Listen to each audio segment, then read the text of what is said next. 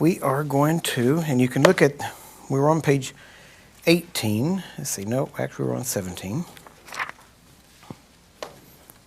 And you can go through these. We have actually taught on Dr. Lake's life before, and actually we'll be doing an entire series on it, where we go into detail in these areas.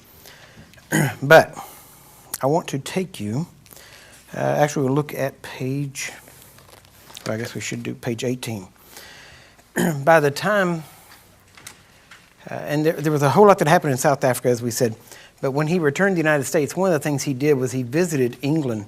And in 1914, he actually, after attending the Assemblies of God formation, he also started what he called the International Apostolic Council. And that council was really what the ministry was formed around.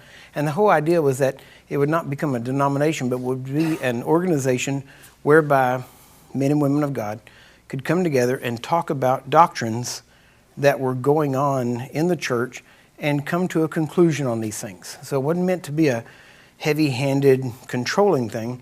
It was just a fellowship where people could come together.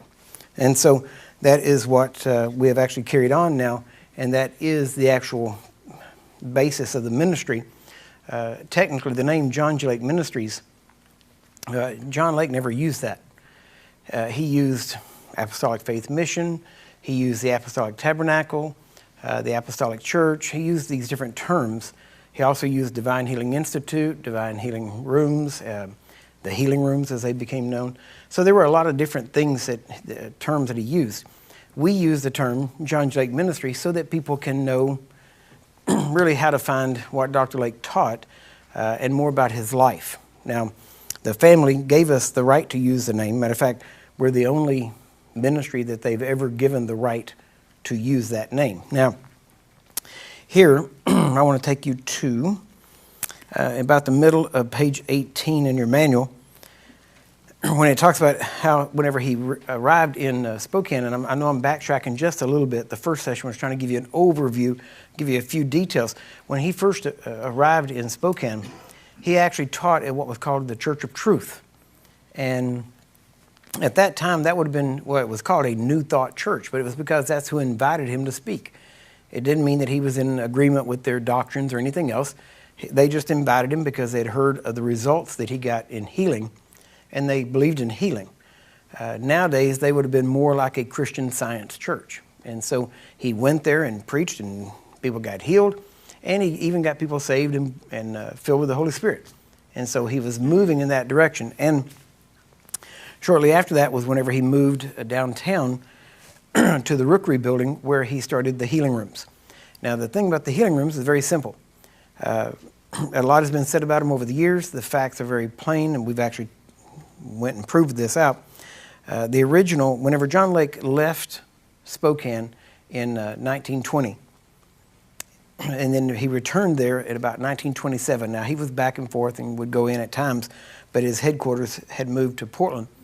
But by the time he had returned, and we have to remember that in the 30s, a fire had actually destroyed all of the buildings in downtown Spokane. And so they had to rebuild all the buildings. So what eventually was rebuilt as the Rookery building was not the same building that John Lake was in when he was there. So pretty much what you've heard, if you've heard anything about the building in Spokane, it wasn't true. Actually, he never set foot in that building and had nothing to do with it, and it was a completely different building. So, now, the reason I'm saying that is because we need to realize that God is not interested in shrines. He's not interested in locations like that. Jesus didn't come to die for a building. He came to die for people. And the emphasis is on people, not on a place, right? And wherever 2 or 3 are gathered in his name, there he is, right? It's real simple. So you don't have to go to a place, to experience the presence of God. And really that's the whole point of it. So that's why we bring that out. Now, let's move on, because we have, actually during that time, I would tell you, from 1914 to 1920, he taught a series of lectures that normally lasted 30 days. Those series of lectures he called the Science of Divine Healing. Now, the one thing you have to remember is if you go back to that time period, science was big. I mean, everything was scientific. Everything, electricity was I wouldn't say it's brand new, but it was new enough that there was still a lot of mystique to it. And so he started calling it the science of divine healing because he broke it down and made it so simple. And what he required was if you wanted to learn healing or be healed, then you had to agree to come to the classes every day for 30 days. And when I say every day, that meant Monday through Friday.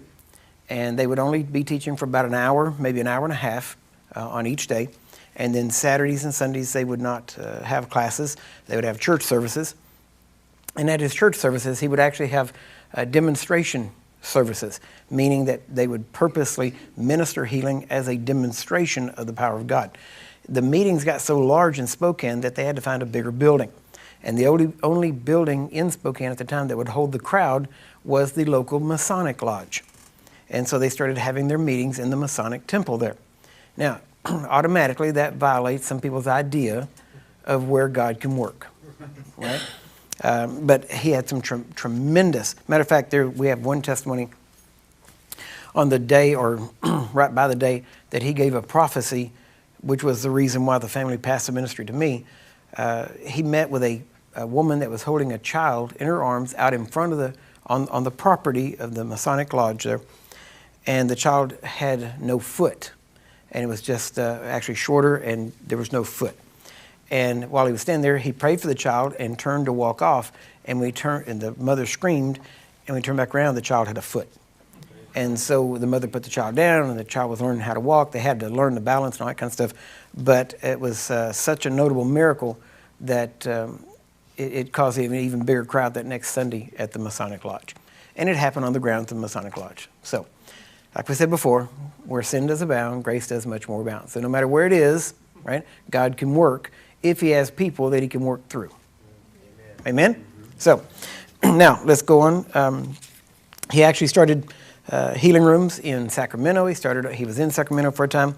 And he also started healing rooms in San Diego and different places all through. And so he actually spoke in Los Angeles at E.W. Kenyon's church when Kenyon was down there. So all these men were kind of tied together at one point. And, I don't know what you've heard about E.W. Kenyon. I've heard good and bad. I've investigated, talked with the family, done some research. The accusations made against him were unfounded, and that's been proven. There's actually a good book out on that also proves it. But during that time, he left, and whenever he passed away in 1935, his wife, Florence, actually lived until 1964. And so she outlived him quite a bit.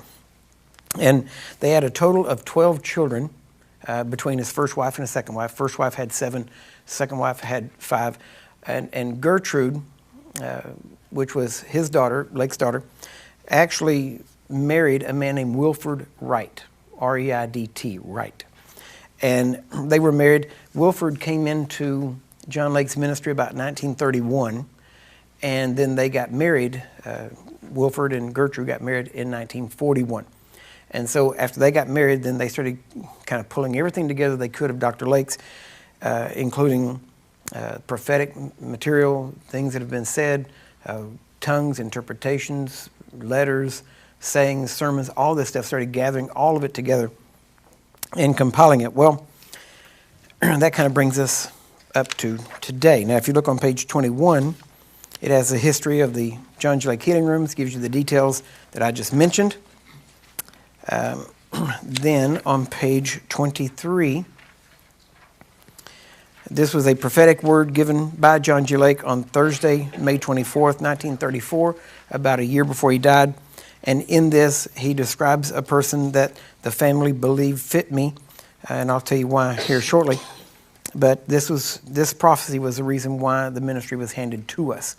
And there's some details in here that are very specific, and that's why they gave it to us. So now turn to page 25. You should go in and read that prophecy at some point because it gives you some insight into some things. But on page 25, it has why I entered the ministry. And as we said earlier, I was born on April 1st, and next week will be my 57th birthday, and that was in 1959. I was an only child. And then at 17 months old, we were at a family reunion. Actually, recently I was with my mother, and we were going over some details, just talking about some of these things. And my mother gave me a lot more details of things that went on during the day-by-day stuff at the hospital. So it was kind of interesting to me anyway. Don't know if it'd be as interesting to you, but whenever I was at we were at a family reunion, and my dad went out to go to a store because of all the people around. Nobody saw me actually get out, and I got out and followed him out. He didn't see me, and as I was going around behind the car as he backed out over me. And when he backed out over me, it caught me right where the wheel well is, and grabbed my hair. Actually, it was on this side to pull it, and grabbed the hair and pulled me up into the wheel well. Because of that, it ripped this ear completely off. It was ripped from here across the top to the top of this ear, and all of the part where it was ripped, the scalp, all came down to about my eyes. So it's all pulled out. So all the skin was pulled out. Whenever he heard that he hit something, he heard it. He got out and looked. I was lying under the car, not moving. He panicked, ran back in the house, and was yelling, "I've killed our baby, I've killed the baby." And so the whole family all came out. My grandfather saw me, picked me up, picked up my ear, which was actually part of the scalp also, was lying on the side of the ground. Picked us up, picked me and my ear up, and put me in his truck, and then took me about 3 blocks to the local hospital. When I got there, the doctor, and you have to remember my dad was 17 at the time, my mom was 16. As I said, I'm an only child, still an only child. And whenever I got there, the doctor told my parents, there's too much damage. There's no way he can live. Just get ready to bury him, and settle it in yourself that you're going to lose him. And then he went in to try to do some work and do what he could. After a bit of time, he came back out and said, he actually may live. And now, when he went back in to do work, my mom went to praying. My mom was a Pentecostal, and she began praying. And she said, "God, we dedicate him to you. So if you will let him live, I will raise him and train him to serve you. And so let him live." The doctor came out and said, "It looks like he might live." And he said, "But even if he does, he will have so much brain damage done because of this that he will never be normal in any way. You'll have to feed him, clothe him, take care of him, do everything. And so that would be what you'd have to do." And so then he went back in to do some more surgery, and my mom went back to pray and said, "God, that's not good enough. If you're going to let him live, then let him be normal." And I always tell everybody it's still up for debate as to whether I'm normal or not, but even if I'm not, it's working for me. Amen. So, and then after a bit longer, he came back out and said, he was never unconscious that we could tell, so we're not sure how much brain damage there would be, but even if there isn't any brain damage, he will never have any hearing in his right ear, and he will never have any hair. And he went back in, my mom went back to praying. And I said, "God, if you're going to let him live, you're going to let him be normal, let him hear, let him have hair." Well, got plenty of hair, got perfect hearing in my right ear. You can even see the scar here where he sewed it back on. And then I got a good scar that goes all the way across the top of my head and one across the back. The scalp was actually, because it wasn't cut, it wasn't neat. It was ripped. And when it rips different. So when I went in the military, they shaved my head. I looked like Frankenstein. I mean, it was just, had cuts and everything. And you can still see a good, well, you can probably see it right there. There's a good cut right there. So when my hair's short enough, you can see it. And my wife said, "Tell him not to cut it quite that short." And I'm like, "No, it's good. It's a testimony." Somebody says, "Ooh, what happened?" I talked to him. I've never been to a barber or a hair cutter yet that I didn't end up giving my whole life story and my whole testimony to. So it's an open door, because I have to tell them I got some scars there, so you got to kind of work around that. So anyway, so after about roughly 6 hours of surgery, 172 stitches were all the way across. My head swelled up like a basketball.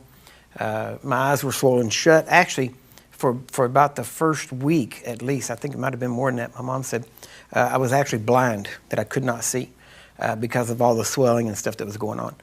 And so the first time she noticed that I could see, we were walking down the hall, and she was holding my hand, and I saw two, I don't know what I saw, but there were 2 nurses coming toward us, And I kept pulling my mom's hand and said, Mama, pretty, talking about the nurses, I guess. I don't know. And she said, but that was the first time she knew I could actually see again. So I was getting my vision back.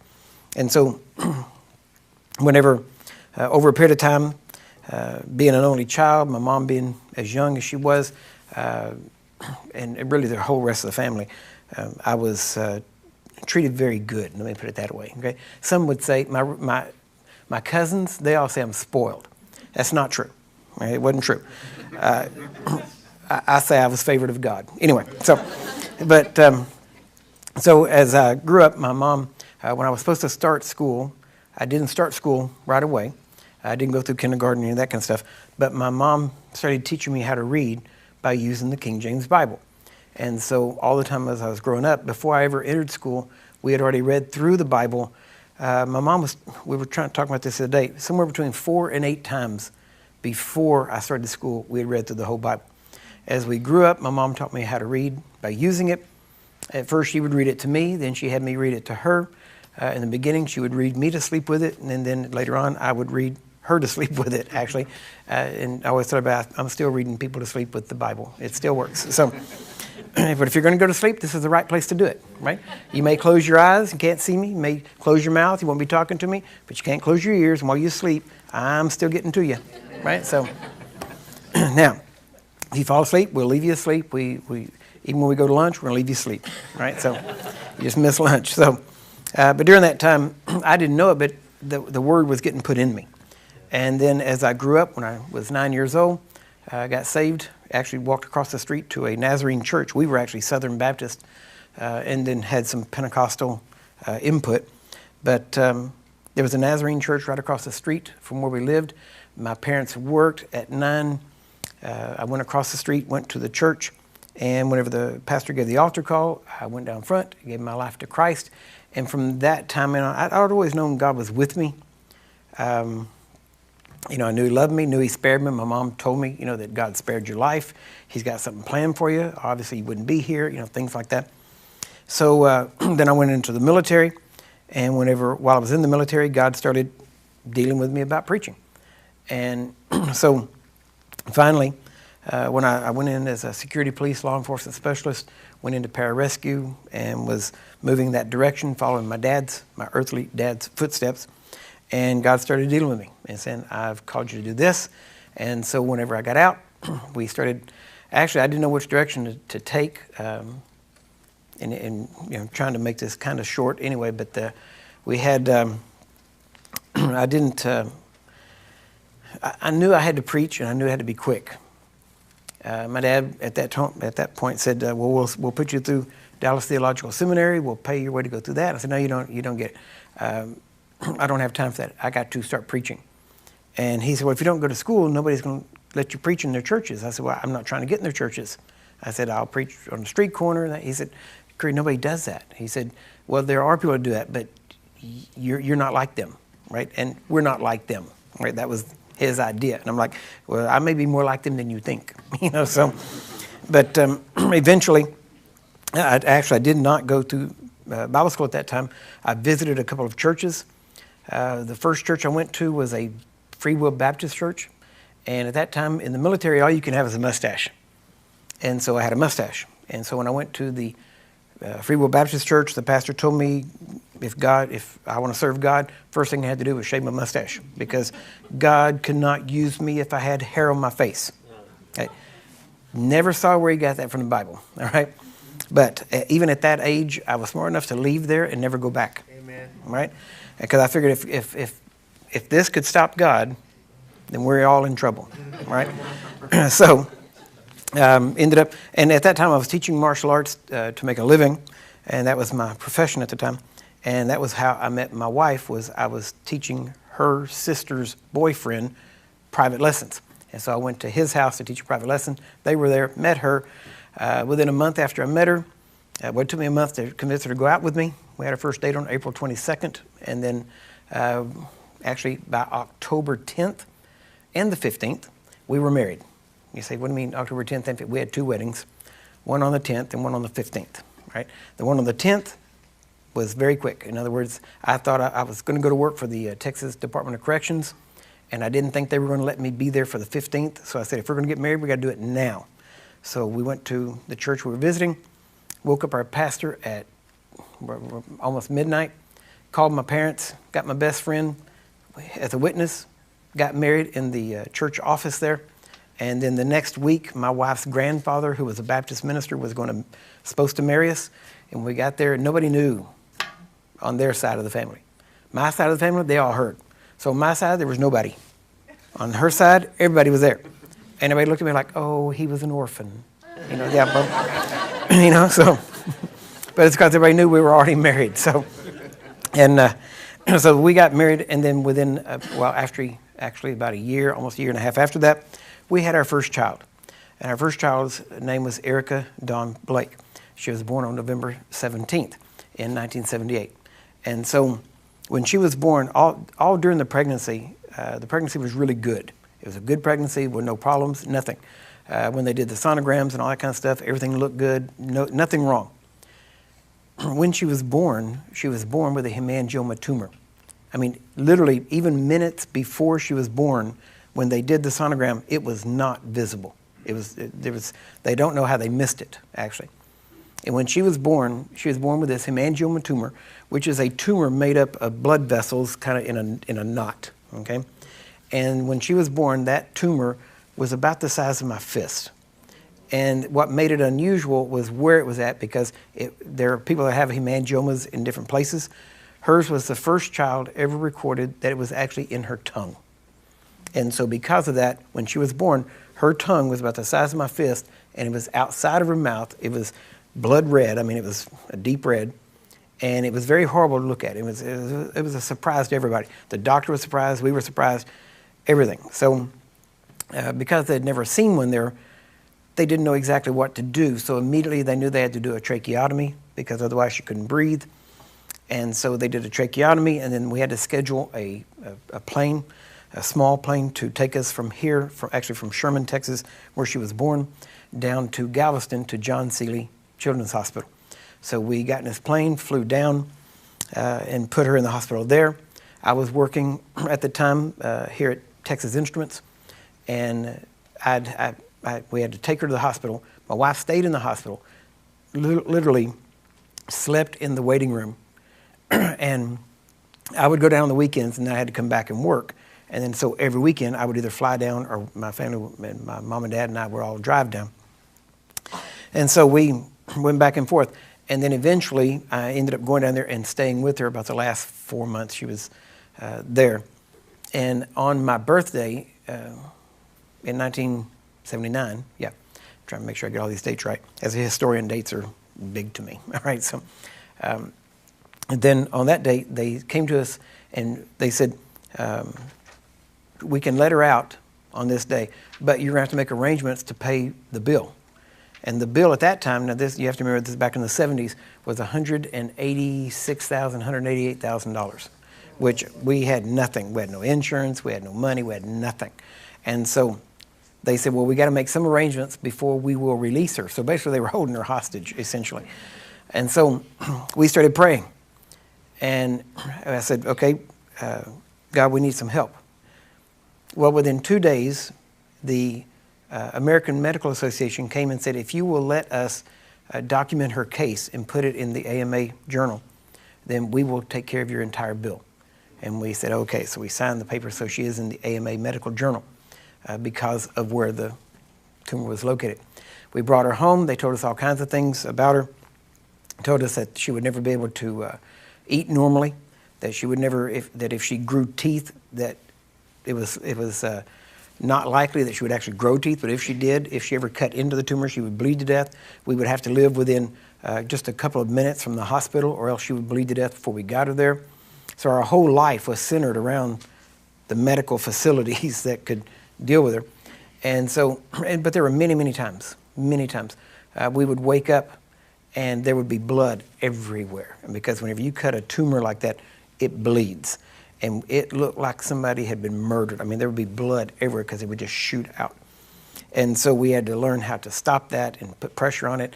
My wife had to learn how to deal with a tracheotomy, how you had a suction machine, you have to go in, clean it out, all that kind of stuff. My wife had to go through nursing school for that. So all this stuff at 17, 18, and now 18 and 19 years old.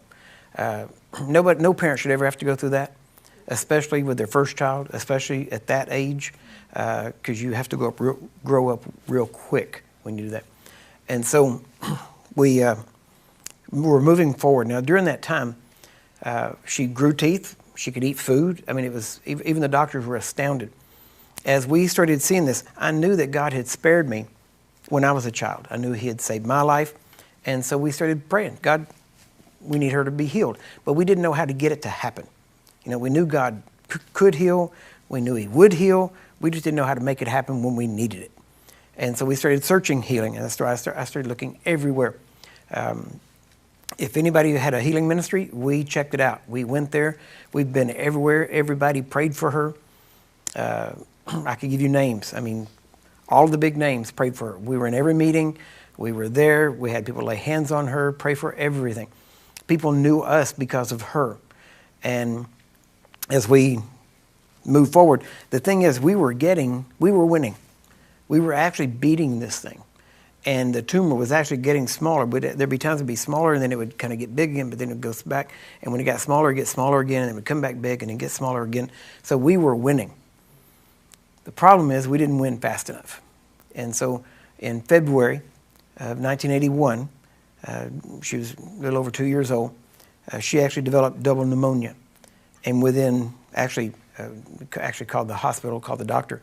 And the doctor, because it was late at night, the doctor said, keep her cool and just bring her in first thing in the morning. I'll look at her. Well, in the morning, she was dead. And so she died on actually Friday, the 13th of February, 1981. And the doctor was, actually the funeral home, were very concerned because of her tongue. They didn't know what was going to happen. And as the body would begin to deteriorate, they were afraid it was going to do something. So they said, we got two choices. We can bury her very quickly, or we can remove the tongue, and then we can take the normal process. And we said, no, this is how she's born. This is how she'll be buried. So we agreed that she would be buried the next day, which was Saturday, February 14th, which is Valentine's Day. And so now before this, my wife's grandmother had made a little bonnet that had like buttons on the side that she built this thing, made this thing, but she didn't build it, she made it. That was like not a mask, but it was something that could hold her tongue, that when we went out in public, because if we didn't have that, people would stare, and it was very, very bad. It would be scary to small children, things like that, because it was very horrible to look at. And so they put that on, and we had to keep her tongue wet because it would dry out and crack and bleed. So we had to put this bonnet thing on her with this cloth piece to go over her tongue, and we had to keep that wet so that it would keep it moist all the time. And this was normal. And we'd be pushing her in a stroller in the mall somewhere, and people would still look, but they couldn't see what was going on. But then there were times that she didn't like it on, like any other child, and she would pull this thing off, and we could tell when she did because of people's responses and things. And so just before she died, as a matter of fact, we were in Sulphur, Louisiana, had gone down to help start a church there. And while we were preaching in a home upstairs, they had the children up in a room upstairs. And there was one night while I was preaching, a friend of mine and I were tag team preaching. And while I was preaching, we heard some children scream.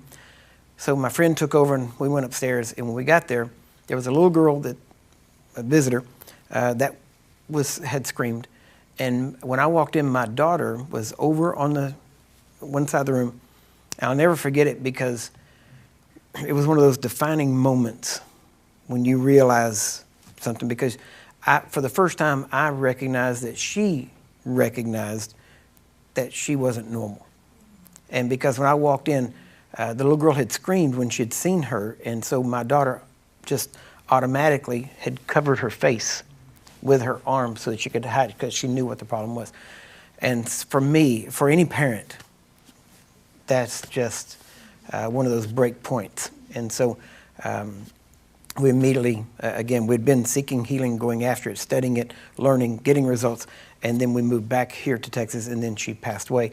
And we buried her on Valentine's Day there just up here in McKinney at the cemetery on the side of the highway here. As we stood there, everybody else had already walked off with this little white casket. It was cold. They were putting the casket down the ground. They usually don't like the parents to stay there while they do that, but we did. And I remember I grabbed my wife's hand and we were standing there because we had called everybody. I had called around everybody that had prayed for her. We tried to get her on the telephone. We couldn't reach them. Different things, which upset me, and I understand it now, but it was not easy to get over at the time. And I kept trying to get somebody that either knew how to raise the dead or do something. I'd heard all these stories, and I couldn't find anybody that was even willing to try. And so when we stood there, I remember I taking my wife's hand, and I said, and I made a vow to God. And I told him, I said, God, there was no man for me when I needed one. But if you will teach me the truth about divine healing, I will be that man for someone else so that they don't have to have a grave like I do.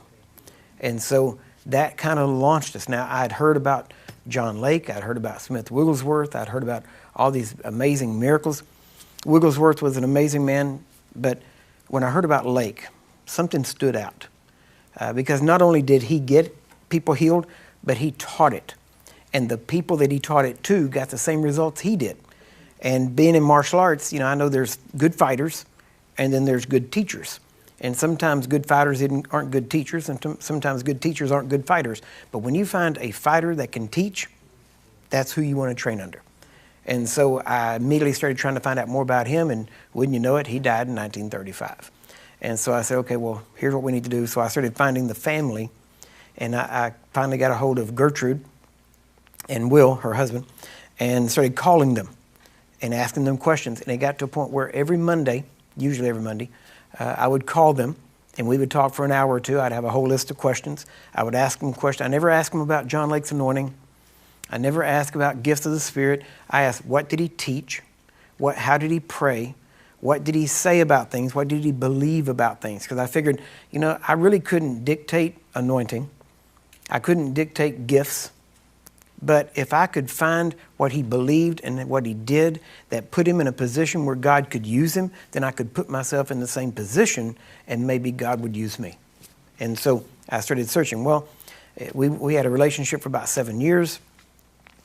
They gave me a bunch of names to call different people, and I asked all these questions, and they would answer them. And then at the end of that day, I would, for the rest of the week, I would go and I recorded all their questions. That's back when we had the little cassette tapes, and you know, to record that, you could take this little suction cup thing that had a wire you stick on the side, and you put it onto the phone, and it would actually record the conversation.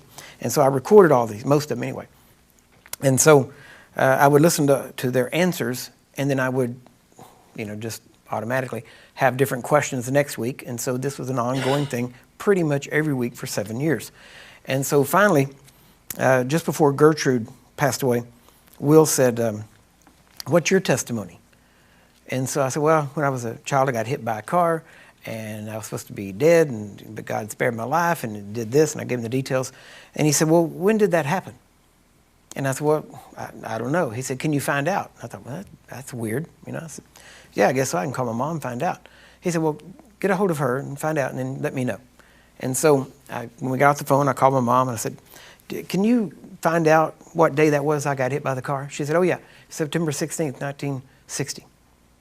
And I'm like, how do you know that? You know, just off the top of your head. She goes, there are some days you just never forget. And I'm like, yeah, because I buried my daughter. I'm like, yeah, I get that.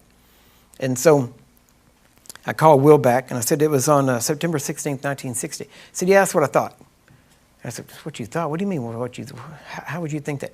He said, well, there was a prophecy that Dr. Lake gave before he passed away that detailed who was supposed to pick up his ministry and carry it on. He said, you fit that, and Gertie and I thought that you did, but we wanted to be sure, and so they asked questions. And so after that, they started sending me everything. They sent me letters, sermons that he had written, all these things. All of the sermons, every sermon you have ever read that has been published has been edited, right? None of them are the unedited. Now, Kenneth Copeland put out a book on John Lake, and it had his sermons. And in the beginning, it says that they have not edited it. That is true. It was edited before they got it, right? When Gordon Lindsay went through most of these, all the books put out by Gordon Lindsay, and it says on the front, edited by Gordon Lindsay. It says it. He also edited all the ones that ended up getting to the Copelands and different people. So the information that's been put out there, nobody did it on purpose necessarily. However, Gordon Lindsay edited a lot out. And the amazing thing is, what we teach that makes this work so well are the parts he edited out. Okay? And you say, well, why did he do that? Because at the time, the things that he said, or that that Dr. Lake had preached, went so against the grain that people would have rejected it outright. And so Gordon made it acceptable, and it did help. A lot of people gleaned a lot from what's out there. But recently, as a matter of fact, now we have a printer, and now we are going to be publishing all of the original unedited sermons in their entirety. And we're not going to touch them. Now, it is also going to raise a lot of questions because of the way he said things. And so what we're going to do is, I'm not going to touch the text, but I'm going to put notes, like at the bottom, that will actually detail who he was talking to, when it was, and that kind of thing. Because how many of you know, if somebody took everything you wrote down when you were 15 and then looked at it again when you were 40, there may be a little bit of difference in them because hopefully you grew. Well, the same thing takes place in ministry, and you grow over a period of time, and you learn how to say things better, okay? And so that's what we will be doing. It's just showing when they were preached and who he was talking to. Because you can talk to one group, you can have the exact same message, but the way you say it to one group will come out different than how you would say it to another group. Right? And that's what happens a lot of times. And see, people don't know that, so they just take what he said and stretch it out there and makes it sound crazy sometimes. I mean, just, some things, the way he said it was just not the right way to say it. So we're going to detail those things. We're not going to touch the text because we think it's important that you get the full unedited version of it. So we are putting all these together. On the average, you will find about 45 to 50 sermons of Dr. Lake that have been published. We have over 120, right? And so there are a lot of them. Now, some of them are the same sermon with a different title, preached at a different time, but each thing is a little different. So we're going to publish all of them because there are nuggets you can find in each one that are good. And so we're going to be putting all these things out. When they sent me this box of stuff, actually, for years, what I did was I made copies of it when I got it, and then I gave it to my parents because we moved a lot. And my parents were pretty stationary, and so I left it. And this last time I was with my mom, I got all this stuff back. And so I was getting all this, and we're trying to bring it all together because we have names. Right after they sent me this list of names, there were over 100 people that had been in Dr. Lake's church and had been trained by him to, to some degree or other. And so I got that list. I started calling. Now, when I got that list, I got the list roughly 87, end of 87, beginning of 88. Gertrude passed away in November of 87. Will lived until June of 88. And so I had all of that during that time period. Well, as I got those lists, I started finding these people. Well, the list had well over 100 names, but there were some of them that had already passed away. And so we started going through them, making phone calls all over, and I had a list of questions that I asked each person. Because I figure if you ask everybody the same question, then the answers you get that are similar would be absolutely the truth, and anything else might be personal remembrances or something, or you could allow for a certain degree of variance. And so I started looking at those things. And then in 1995, I went down to Alvin, Texas to hear Pauline Parham, which was Charles Parham's daughter-in-law, to hear her preach. While I was there, we were just outside of Houston, Texas, and I said, there were some people on the list that were in Houston. So we started looking for them. I found one that was still alive. She was in a nursing home. She was 92, 93 years old at that time. And so I went to visit her, and I started asking her the same questions. And after about the second day of me being able to go there and just spend time there, I think I was starting to aggravate her a bit, and she was kind of getting fed up with me. So finally she said, well, if you just had the manual, all your questions would be answered. And I said, well, yeah, it'd be great if I had a manual, that'd be perfect, but where can I find one of those? Oh, well, I got one. You know, and I felt like, yeah, okay, I'm going to show my age here. I felt like Red Fox, right? It's kind of like that. You know, here we, you know, what do you mean you got one? She goes, oh yeah, I got a manual. I said, well, can I have it? She said, no, you can't have it. She said, you can read it, and she said, but you can't have it till I die. And so her family brought it up, and I got to sit there by her bed and make notes as much as I could. And then when I left, kind of jokingly, please understand, okay? But I've said it before that it took me about 2 years to pray her to death because I really wanted that manual. You know, Lord, she's really old. Lord, she's lived way past 70. She deserves her reward, Lord. Please, please. You know, so eventually she died. And when she did, it was about 2 years later, the family actually sent me the manual. And so that's whenever I took it. We were up here in Denison, Texas, actually living out near a lake area. And I'll never forget it, putting it down on my kitchen table and sitting there and starting going through it. And I started making notes. And immediately all I did was change the way I prayed. And that's when we saw the success rate jump. And then we started implementing more and more as we went. And we started seeing changes take place. And essentially, over the period of time, we'll talk more about this too as we go. But over the period of time, I started noticing similarities because all John Lake did was discard the traditions that they had built up. And in their day, they were like, you know, well, they had many questions, but they had questions like, does God still heal? Well, most of you, I mean, if you're here, you believe God heals. So that wouldn't be a question we would have to really, you know, go after, right? But there were some other things, you know, does God heal everybody? Well, now that's one that's today could fit right in. And so, but I started noticing his method was simply to find all the things that people said, the traditions, and then he went into the Bible and disproved them. And so then that's pretty much what we started looking at was, why don't people get healed? What is the reason people say people don't get healed? And so we started looking at that, and every answer that we got there, we started going into it and saying, okay, what does the Bible say about this? And we started going back and finding scripture that actually contradicted that. So we decided to not believe that. We decided to believe the scripture, and then we went and did it. And when we went and did it, it worked. And so we started eliminating these, what we call now sacred cows, right? And the reason we call it a sacred cow, of course, is because in India, they have cows walking down the street, and they're sacred, so they can't kill them, and yet people are starving to death while these cows walk by. And, you know, being raised in Texas, guess what? We know how to barbecue a cow or two, right? And so we don't have any problem with that, okay? And so we started calling them sacred cows, and we started eliminating or killing these sacred cows. And so we started talking about this back in late 1990, I guess 97, 98 is when we first started calling them sacred cows. And I'll be honest with you, the idea actually came from a book. The title of the book was Kicking Over Sacred Cows by Charles Capps.